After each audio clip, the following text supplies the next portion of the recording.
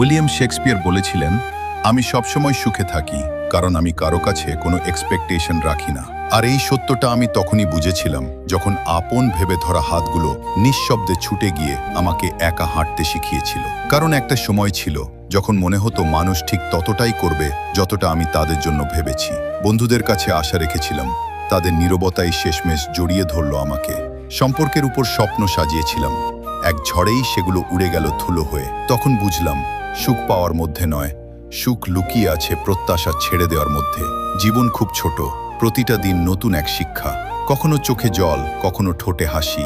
জীবন তার আলো অন্ধকারে আমাদের নতুন করে চিনতে শেখায়। তাই বলার আগে একটু শুনে নাও, খরচ করার আগে একটু গুনে নাও, ঘৃণা করার আগে ভালোবাসাকে বেছে নাও, কাউকে কষ্ট দেওয়ার আগে নিজে অনুভব করে দেখো, হাল ছাড়ার আগে শেষবার চেষ্টা করো, আর মরার আগে সত্যিকার অর্থে বেঁচে নাও।